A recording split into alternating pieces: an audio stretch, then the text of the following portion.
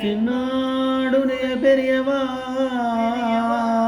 போற்றி, எந்நாட்டவர்க்கும் இறைவா போற்றி. சர்வஜ்ஞா சர்வவ்யாபி மகாபெரியவா சரணம். மாய பிறப்பருக்கும் மகாபெரியவா போற்றி. மாய பிறப்பருக்கும் மகாபெரியவா போற்றி.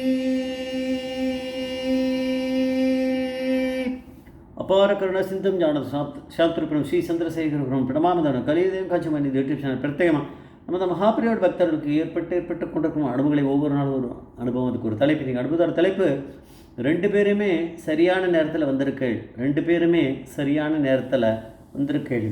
இந்த சேனலை சப்ஸ்கிரைப் பண்ணாதெல்லாம் பண்ணி தினமே பாருங்கள். நம்ம என்ன சொல்கிறோங்கிறத நம்ம டிஸ்கிரிப்ஷனும் நம்ம இதில் கொடுத்துட்டுருக்கோம். நம்ம ஒரு சேனல் தான் இருக்குது. பெரியவோட பரிபூர்ண அனுகிரகத்தினால இது நடந்துட்டுருக்கு. டாக்டர் ரகுராமன் அப்புறம் வந்து அவருடைய ஒய்ஃபு 2 பேரும் வெஸ்ட் மாம்பலத்தில் இருக்குவா. மகாபரிவாளோட ஸ்டான்ச் டிவோட்டிஸ் அவள், அத்தியந்த பக்தர்கள் அவள் வீட்டில் வந்து எப்போவுமே இந்த அனுஷம் மகாபரிவா சம்பந்தமான இது எல்லாமே அவள் பண்ணுவாள். வீட்டிலையே அவள் கிரகத்திலேயே இந்த மாதிரி பண்ணுவாள். வெஸ்ட் மாம்பலத்தில் இருக்கா. அவளுக்கு திடீர்னு ஒரு வெளியூர் போக வேண்டிய ஒரு நிர்பந்தம் வந்தது. மேபி ஏதாவது கல்யாணத்துக்காக போகிறாளா என்னவோ தெரியல. ஆனால் அவசரம் போக வேண்டியிருந்தது. இவள் வீட்லேயே வந்து வீட்டில் தோட்டத்தில் ஒரு சின்ன கார்டன் இருக்குது. அந்த கார்டனில் தேவையான பூச்செடிகள்லாம் இருக்குது. அதை வச்சுட்டு கொஞ்சம் மேனேஜ் பண்ணிப்பா. மகாபெரிவாளுடைய பூஜை அதெல்லாம் தேவையான பூ அங்கே அதுலேயே கிடைக்கிறது, அதை வச்சு பண்ணிப்பாலாம். இப்படி இருந்துட்டு இருக்கும்போது இவளுக்கு வந்து ஊருக்கு போகிறாள். அப்போ போயிட்டு வந்த உடனே அனுஷத்துக்கு முன்னாடி வந்தெல்லாம் நினச்சி கிளம்பி போகிறா. ஆனால் வந்த உடனே பூச்செடி இருக்கிறதுலேருந்து அதை வச்சு மேனேஜ் பண்ணிக்கலாம் அப்படின்னு கிளம்பி ஊருக்கு போயிடுறா. எப்படியும் வந்துடணுன்னு மிஸ் பண்ண மாட்டேன். அதனால் போகிறா, ஊருக்கு போகிறா. ஊருக்கு போயிட்டு இப்போ நாளைக்கு அனுஷம்னா அதுக்கு முன்னாள் ராத்திரி அந்த ரொம்ப லேட்டாக தான் வந்து சேர்ந்துக்கிறா.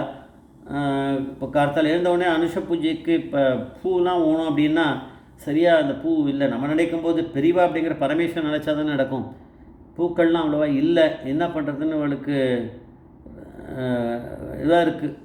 எப்படி போய் வாங்கிறது? இப்போ காலங்கட்டத்தில் போய் பூ வாங்கணும். இப்போ இதுக்கு அனுஷத்துக்கு பெரியாளுடைய இதுக்கு ஓணும் அப்படின்னு பார்த்தா என்ன பண்ணலாம்? அது வேறு நாரில் வாழை நாரில் கட்டின இதான மாலை தானே, அதெல்லாம் தான் யூஸ் பண்ணுவாள். இப்படி இருக்கும்போது என்ன பண்ணுறதுன்னு தெரியாமல் இருக்கு அப்படின்னு நினச்சிட்டு இருக்கா. நினச்சிட்டு இருக்கும்போது யாரோ ஒரு விடிகார்த்தாலேயே ஒரு மாமி வந்திருக்கா. கை நிறைய வாழை நாரில் கட்டிய மாலைகளை கொண்டு வந்திருக்கா.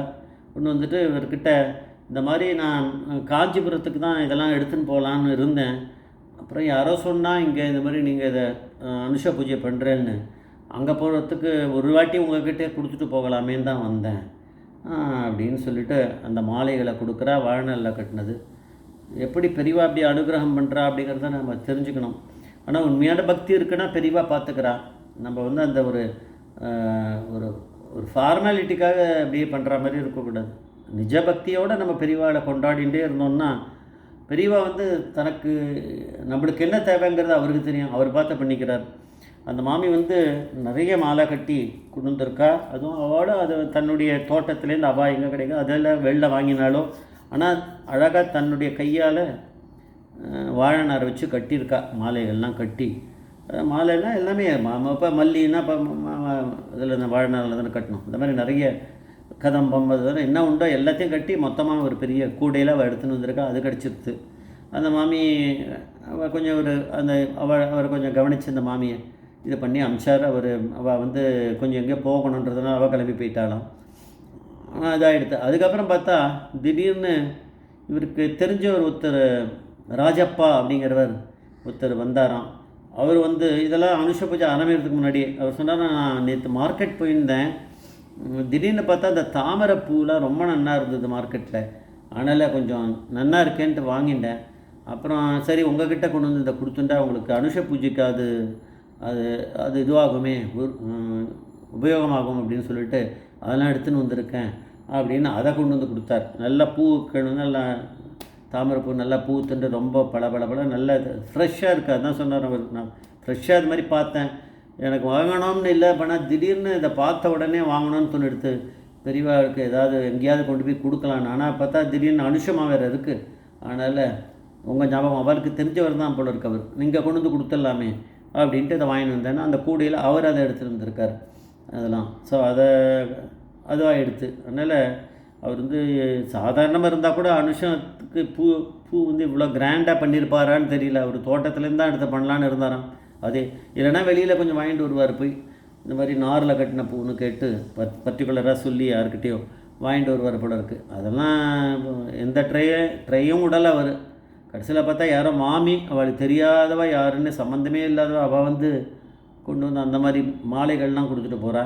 அதுக்கப்புறம் இந்த ராஜப்பா பார்த்தா அவர் கிளம்பி நான் மார்க்கெட்டில் இதை பார்த்தேன் இந்த மாதிரி தாமரைப்பூ அப்படின்னு சொல்லிட்டு அவருக்கு கொஞ்சம் வந்து கொட்டுறாரு கொண்டு. ஸோ இதெல்லாம் வச்சுட்டு பார்த்து இந்த இவருக்கு வந்து ரகுராமனுக்கு அவள் பொண்டாட்டிக்கு வந்து ரொம்ப சந்தோஷம் தாங்கலை. அதை வச்சுட்டு அன்றைக்கி அனுஷ பூஜையை ரொம்ப கிராண்டாக பண்ணாவா அப்படின்னு அதில் போட்டிருக்கு. அதாவது அந்த பரமேஸ்வரன் கிட்ட பக்தி இருந்தால் போகிறோம். அதை வந்து பரமேஸ்வரனான மகாபரிவாத்தை அவளே பார்த்துக்கிறார், நம்ம ஒன்றும் பண்ண வேணாம். நம்மளுக்கு வந்து எந்த யோஜனையும் இருக்கக்கூடாது. பெரியவா மேலே ஒரு தீர்க்கமான ஒரு பக்தி ஒன்று மட்டும் இருந்துட்டால் போகிறோம். அதுக்கான இதை நிஜ பக்தி இருந்தால் போகிறோம், பார்த்துக்கிறார் பெரியவா அப்படிங்கிறது. அதனால தான் பரமேஸ்வரன் அந்த மாதிரியான இதெல்லாம் நிறைய இந்த மாதிரியான இன்சிடெண்ட்லாம் நம்ம பார்க்குறோம், நிறைய கேள்விப்படுறோம். அதெல்லாம் நடந்துட்டுருக்கு அப்படின்னா அது இந்த மாதிரியான பக்தி இருக்கவால பெரியவா கைவிடுறதில்ல அப்படின்றது தெரியுது. ஜெய் ஜெய்சங்கர் மகாபிரிய பாதவேஸ்வரம் மகாபிரிய பாதவேஸ்வரம்.